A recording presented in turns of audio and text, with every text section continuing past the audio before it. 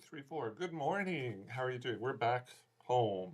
Sun shining, 23 degrees, November 22nd. Not bad, not bad. And happy Thanksgiving if you're American or celebrating Thanksgiving Day today. Okay, today, this weekend being Thanksgiving weekend in America, it's big box office, big excitement for the big movie opening, Creed 2.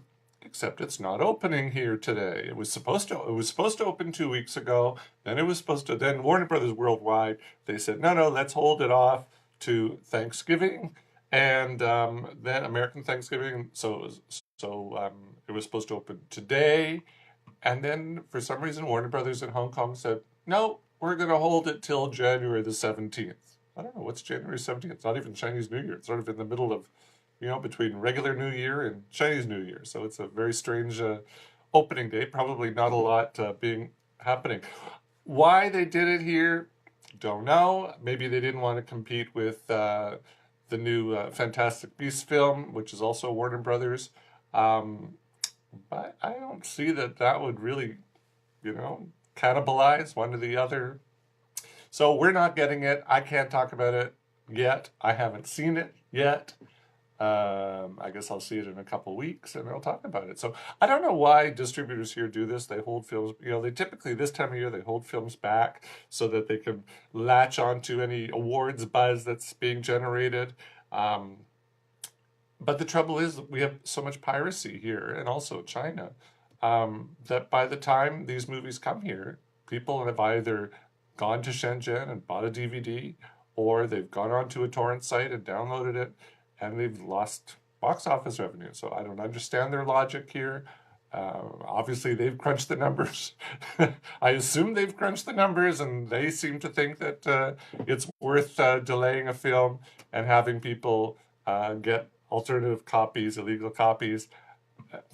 I don't get it, but that's what it is. So we're left with one other big release, but I'm actually going to talk about something else besides the one I'm going to talk about now. The other big release this week is The Girl in the Spider's Web, which is a reboot. It's not a remake. It's a reboot of The Girl in the Dragon's Back, or The Girl with the Dragon Tattoo franchise. But this one is a little bit different. It doesn't star, first of all, it's not written by Stieg Larsson, who wrote the original wrote the original series, series of books. It doesn't star Noomi Rapace, who starred in the Swedish versions of the film, the 3 original films. It doesn't star Rooney Mara, who starred in the Hollywood version that came out in 2011. This one stars British actress Claire Foy, who people know from The Crown, and she was also in Unsane, and she was in Breathe, and she was in First Man. Look, she's trying to take on different roles. She doesn't want to be typecast. Good for her. Not a great film. But let me tell you why. But you know what, actually, I don't even think it matters that it's not a great film, because then, you probably heard this in the past couple days or weeks, that this year, 2018, is shaping up to be Hollywood's best year ever in the box office. And even poorly rated films like Venom, I just read this yesterday, Venom has had a bigger box office take than Deadpool 2, and I believe the other one was Guardians of the Galaxy 2. And it's a garbage film, and yet, it's doing extremely well. So I don't think it really matters that the film is bad. I think audiences are starved for entertainment, perhaps in the wake of the extended Game of Thrones hiatus, which is coming. Winter is coming, finally. I think January, right? Or they're just ignoring what people like me are saying. And I hope it's not the latter. I don't know. So it doesn't matter that this film is lousy. People are still probably, I don't know, they might go see it. Even you got Bohemian Rhapsody, which I don't think was a great film. It was an okay film. Okay, it was between okay and good. I don't want to downgrade it too much, but not a great film. And yet all my friends are saying, wow, what a great film. The music. And I go, yeah, the music was great, but the story, it's the story that I had problems with. But I don't think people care. They're just going to go see it anyways. All right, so what's this about? Well, She's, as I said, Claire Foy is now the Swedish bisexual goth computer hacker, abuse survivor, man hater with the dragon tattoo on her back. And yeah, so believe it or not, she plays, the woman's name is Lisbeth Salander. If you haven't seen any of the other films, if you haven't seen any of the other films, it doesn't matter. So she is contacted by former NSA contractor Franz Balder, played by Stephen Merchant. I don't know who he is, but he plays this fellow's Franz Balder. He's written some code, some computer code that can access all the nuclear weapon system around the world and consolidate them into one handy little program called Firefall. Wasn't that a James Bond movie? Firefall that fits on your bog standard laptop computer. Okay, let's just go with that one. Now, that code is in the hands of the NSA, but Balder still holds on to the password. I hope he wasn't paid. You know, you don't hold on to the password if you're a contractor, but anyhow. Now, he now has second thoughts about giving his country, the USA, so much power. So he asked Lisbeth to hack into the NSA's highly secure computers, which she does quite easily in a matter of seconds, and steal the code. But it turns out that others want Firefall too, including a major crime syndicate known as the Spiders, which is headed up by someone from Lisbeth's past. I'm not going to tell you who, but if you watch the trailer, you will know who.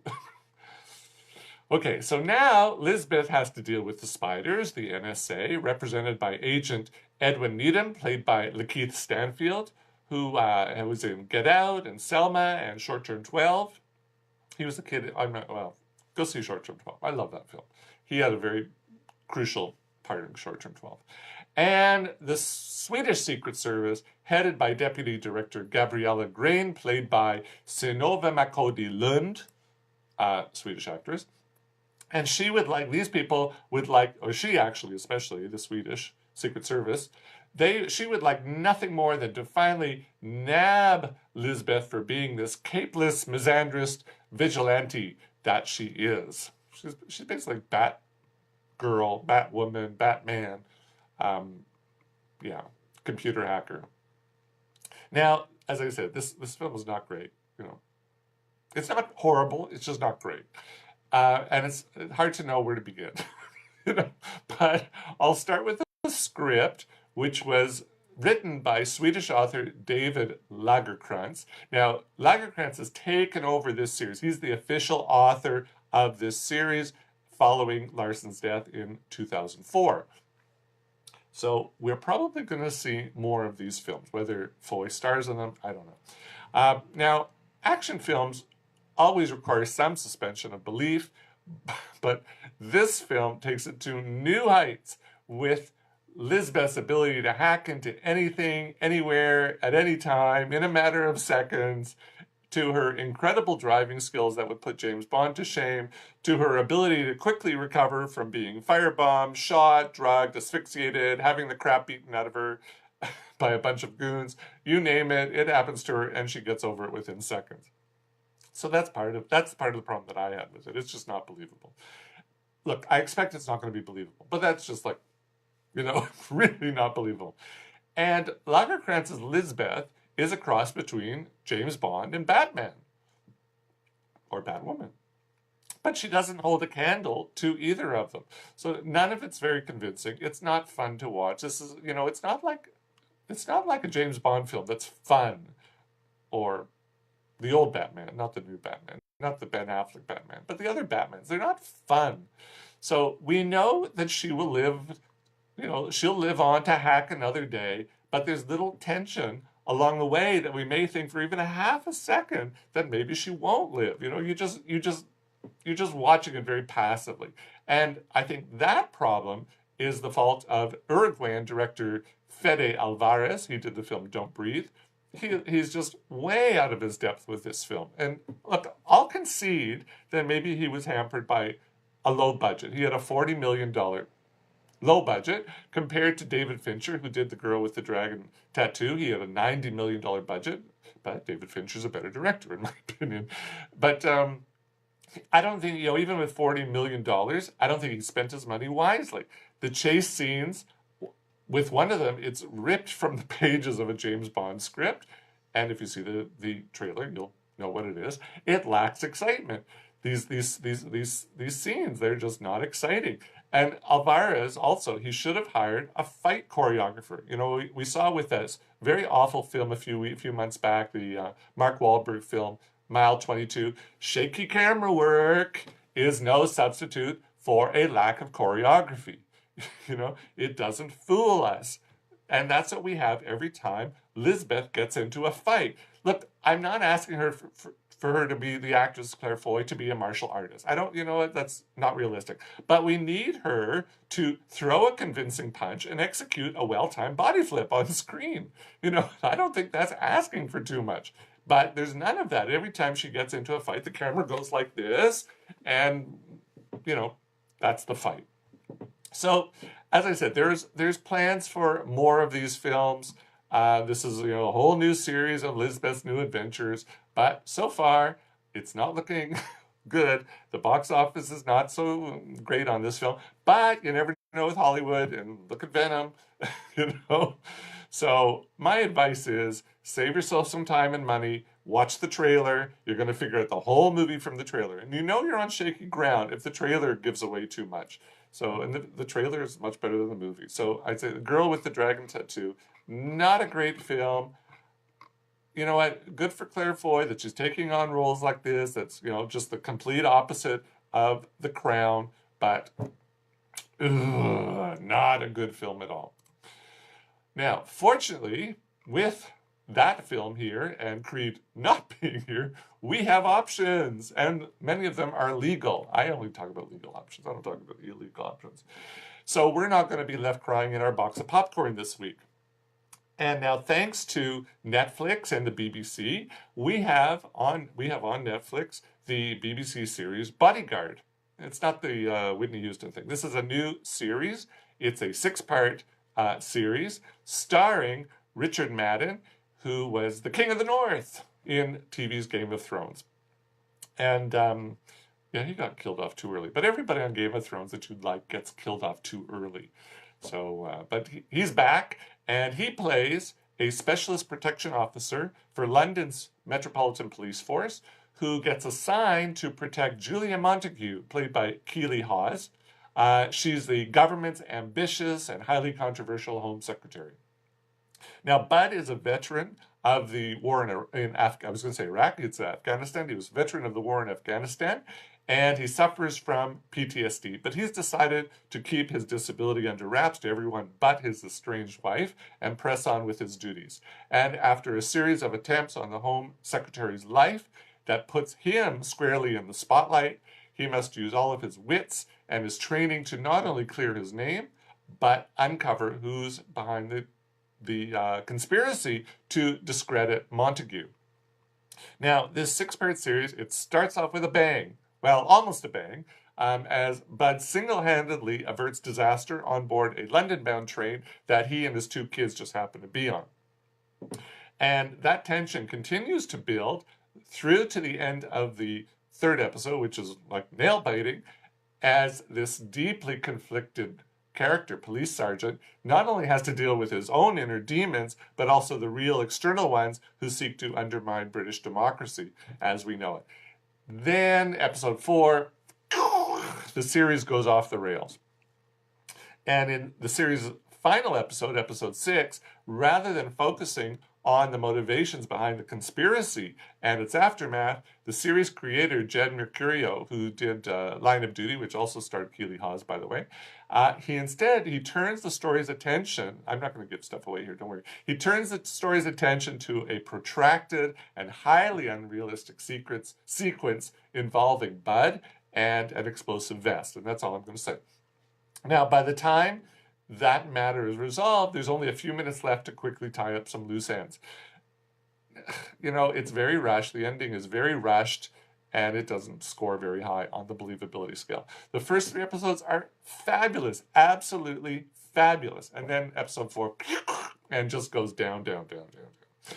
Now, interestingly, Mercurio has said he didn't intend for the series, he intended the series to end right there, episode 6, 1 season. Strange. I don't know why the British they do this. They do these one season things. So I don't get why he wrote this in this manner. He leaves. First of all, it starts off strong. It ends off so weak. He leaves a lot of threads dangling at the end. He doesn't tie up all the loose ends. So fortunately for him, it was just announced the other day that a second season is going to be made. So hopefully it'll address some of these issues, some of these questions that I had, other people who've seen it have. Um, so there's been plenty of speculation in recent months about who's going to be the next James Bond, because Daniel Craig, he said this is going to be his last film, although he said the last film was going to be his last film, but I think this one for sure, he said it's going to be his last film.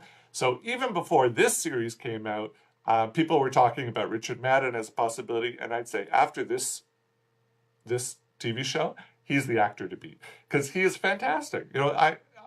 He is great in this. I think the writing is weak, but the acting is great. He is great, and he shows us that he not only can be the King of the North, he can be a button-down, high-powered action star too.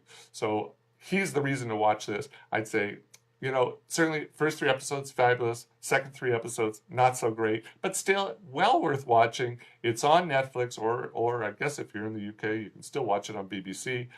Bodyguard, not the Whitney Houston Bodyguard. This is Bodyguard, BBC series on Netflix, 6 episodes. I'd say, you know what, check it out. If you're not going to go to the movies this week, and there's not a lot of reason to go to the movies this week unless you haven't seen, well, look, even the Fantastic Beasts is not even worth seeing. But if you're not going to go to the movies, I'd say check out Bodyguard on Netflix or the BBC, because all in all, still worth watching. That's it. Happy Turkey Day. Happy Turkey weekend. If you're drinking, don't drive. If you're eating, watch out for the tryptophan, and see you next week.